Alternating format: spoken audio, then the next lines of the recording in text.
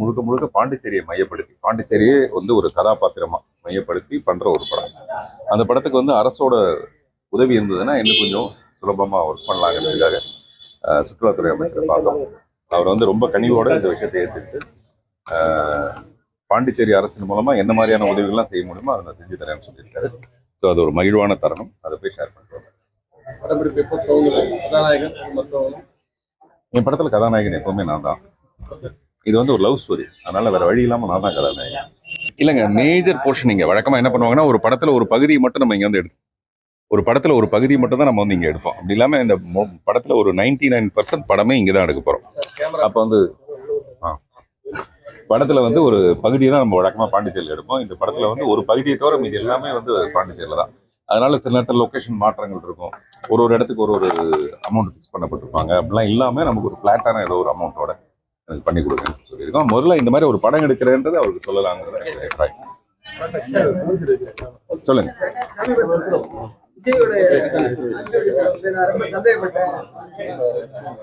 இல்ல, நான் சந்தேகப்படலைங்க. Silence please.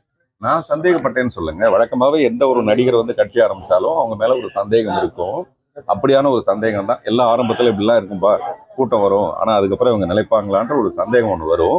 அப்படி நம்ம சந்தேகப்பட வேண்டாம். வரவங்களெல்லாம் நம்ம என்கரேஜ் பண்ணுவோம். இது ஒரு ஜனநாயக நாடு. யார் வேணாலும் இங்க அரசியலுக்கு வரலாம், யார் வேணாலும் சிஎம் ஆகணும்னு ஆசைப்படலாம். அது ஒன்றும் தப்பும் கிடையாது. அதனால அவரை நம்ம அலோவ் பண்ணுவோம். முதல்ல அவருடைய வேகத்துக்கு போட்டோம். அப்புறம் தடை இருக்குமா இருக்காதுன்னா தடை டெஃபினட்டா இருக்கும். நீங்க தாண்ட போறது சாதாரண இடம் கிடையாது. ஒரு பெரிய அரசியல்ல ஒரு இடத்துக்கு போறீங்கன்னா தடை இல்லாம இருக்காது. நீங்க ஜல்லிக்கட்டுலயே அவ்வளவு தடையை தாண்டி தான் அந்த மாடு பிடிக்க வேண்டியதா இருக்கும்போது மினிஸ்ட்ரி பிடிக்கிறதுன்றது எவ்வளவு பெரிய விஷயம். அதனால அந்த தடைகளை தாண்டணும். தடையை தாண்டினாதான் அது சேலஞ்ச். அதான் ரியல் தலைவனுக்கான அழகு. அதனால அதெல்லாம் கரெக்ட் தான் நான் சொல்லியிருந்தேன். ஆளுங்கட்சி ரொம்ப கடுமையா விமர்சனம் பண்றேன். நானா? அவரா? அதையும் ஒரு தடவை சொல்லியிருந்தேன். நீங்க வந்து ஆளுங்கட்சியை விமர்சனம் பண்ணாதான் அடுத்த இடத்துக்கு வர முடியும். அது மக்கள் தரங்க. எம்ஜிஆரும் அதை தான் பண்ணாரு. கலைஞரும் அதை தானே பண்ணியிருப்பாரு. காங்கிரஸ்க்கு எதிராக அவர் எவ்வளோக்கு எவ்வளோ பேசினாருங்கிறத பொறுத்து தான் அவர். ஏன்னா இதை தாண்டி நாங்கள் வேற ஒன்று செய்ய போறோம்னு சொல்லிட்டு தானே அவங்க வருவாங்க. இப்போ போய் அப்படியே பம்மிக்கிட்டு இல்லைங்க இவங்க பண்றது நல்லா இருக்கு, அவங்க பண்றது நல்லா இருக்குன்னு ஒரு நியூட்ரலாலாம் ஒரு தலைவர் வர முடியாது. ஒரு தலைவன் வரணும்னா டெஃபினட்டா அப்படிதான் வரணும்.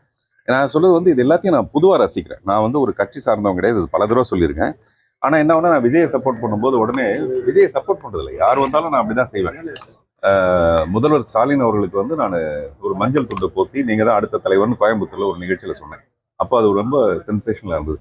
அந்த மாதிரி யார் வந்தாலும் நான் அப்படிதான் பாராட்டுவேன். உடனே விஜய் கிட்ட அவர்கிட்ட நான் ஏதோ 2 பெட்டி வாங்கின மாதிரி அர்த்தம் கிடையாது. அதே மாதிரி நீங்க விஜய் கூப்பிட்டா போவீங்களான்னா போக மாட்டேன். ஸ்ட்ரிக்டா நான் போக மாட்டேன்.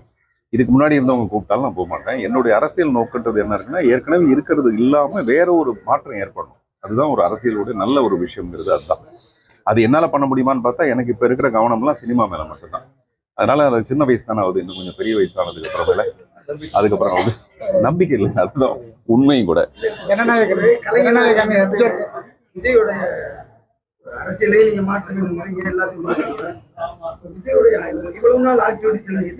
இல்ல, அவர் எனக்கு தெரிஞ்சு 2 மேடை தான் ஏறி இருக்காரு இது வரைக்கும். ஒரு மேடையில சென்சேஷனலா அவர் பேசுனதெல்லாம் ரொம்ப நமக்கே ரொம்ப ஆச்சரியமா இருந்தது. இப்ப நான் பேசுறேன்னா யாரும் ஆச்சரியப்பட மாட்டாங்க. நம்ம நல்லா பேசுவோன்ற மாதிரி பதிவாயிடுச்சு. அது நமக்கு பெரிய மைனஸ். பட் விஜய் வந்து இவ்வளவு நாள் பேசாமே இருந்து அந்த மேடையில வந்து கொஞ்சம் கூட தவறு இல்லாம பேசினோன்னு எல்லாருக்கும் ஒரு பயங்கர ஆச்சரியம். பரவாயில்லையே. ஏன்னா நம்ம நாடு எப்படின்னா பேசி பேசியே முன்னுக்கு வந்த நாடு இது. அரசியல்னா பேச்சுன்னு அர்த்தம். அதனால அந்த பேச்சுக்கும் அவர் தகுதியா இருக்காரு விஜய். அப்புறம் 2வது மேடை 2 தான் நடந்திருக்கு. அதனால இதுக்குள்ளே நம்ம அதை தீர்மானிக்க முடியாது. எப்பவுமே இந்த கூட்டம் கூடுறது வந்து ஓட்டா மாறுமாங்கிறது மிகப்பெரிய ஒரு ஆச்சரியமா தான் இருக்கும். இது வரைக்கும் நிறைய பேர் வந்திருக்காங்க. இவரும் வராரு. என்ன நடக்குதுன்னு பார்ப்போம். பெரியார் குறித்த கருத்து வந்து என்ன வரேன். பெரியார் குறித்த கருத்து வந்து ரொம்ப சர்ச்சை ஆயிட்டு வருது. இது ஒரு எழுத்தாளராக எப்படி சார் பாக்குறீங்க? பெரியாருங்கிறது நம்மளுடைய இந்த பாரம்பரியத்திலையும் நம்மளுடைய சமூகத்திலையும் ஒதுக்கவே பட முடியாத, நீக்கவே பட முடியாத ஒரு விஷயம். அதை வந்து எதிர்கருத்து சொல்றதுக்கு பின்னாடி வேற ஏதாவது ஒரு அரசியல் இருக்கலாம். நமக்கு அது தெரியல. நான் என்ன சொல்றேன், யாரோ ஒருத்தர் சொல்றதை பொறுத்துட்டு அதுக்கு பதில் சொல்ல முடியாது. பெரியாருங்கிறது நமக்கு எப்பவுமே பெரியார் தான். அதுல சிறிய கருத்து வேறுபாடு கூட இல்லை நமக்கு. ஜனநாயகன் படத்துல எம்ஜிஆர் போல வந்து சாப்பிட்டு அரசியலுக்காக முன்னெடுப்போம். இல்ல, நம்ம எப்பவுமே என்னன்னா ஒரு படத்துல ட்ரைலர் எப்படி இருக்குன்னு பார்ப்போம். பார்த்துட்டு தான் படமே பார்ப்போம். இப்ப இது வந்து ஒரு ட்ரைலர் மாதிரி ஜனநாயகன்ற படம். அதுல எனக்கு சந்தோஷம் என்னன்னா என்னுடைய உதவியாளர் தான் வினோத், என்கிட்ட ஒர்க் பண்ணவர். அவர் தான் அந்த படத்தை டைரக்ட் பண்றாருங்கிறது எனக்கு ஒரு பெருத்த மகிழ்ச்சி. விஜயோட கடைசி படத்தை நம்ம உதவியாளர் வந்து டைரக்ட் பண்றாரு. அந்த ஜனநாயகன் டைட்டில் நல்லா இருக்கு. அந்த சவுக்கு வச்சுட்டு இருக்க போஸ்டர் நல்லா இருக்கு. இது எல்லாமே அரசியலுக்கான ஒரு ஆரம்ப ட்ரெய்லர் நான் நினைக்கிறேன். அதனால பாராட்டும். திரைப்படங்களுக்கு தமிழ் பேர் வைக்கிறது இல்ல, இன்னொன்னு பழைய படங்கள் வைக்கிறாங்க. பராசக்தி, நான் மகன் அல்ல, இந்த மாதிரி நல்ல படங்கள் அந்த படத்தோட பெயர் மங்குற மாதிரி இருக்கா? அதோட புகழ் மாறுமா? எனக்கு தெரிஞ்சு பராசக்தினா நமக்கு ஞாபகத்துல இருக்குது அந்த ஒரு படம் மட்டும்தான். மறுபடியும் ஒரு பராசக்திங்கிறது அதோட நிழலா தான் இருக்குமே தவிர நிஜம்னா டெஃபினட்டா அது பராசக்தி தான். அந்த மாதிரி பேர் வைக்கிறதுல எனக்கு வந்து உடன்பாடு இல்லை. நான் எப்பவுமே புதுசா சிந்திக்கணும்னு நினைக்கிறேன். கதையை மட்டும் இல்லை, தலைப்பை கூட நான் புதுசாக தான் சிந்திக்கணும்னு நினைப்பேன். அதனாலதான் இப்போ என்னுடைய ஒரு படத்தோட பேரு 54ஆம் பக்கத்தில் ஒரு மயிலிறகு. நான் இங்க ஷூட் பண்ணலாம் நினைக்கிற ஒரு படத்தோட பேரு 54ஆம் பக்கத்தில் ஒரு மயிலிறகு. மயிலிறகுன்றது ஒரு பெண், 54ஆம் பக்கம்ன்றது என்னுடைய வயசு.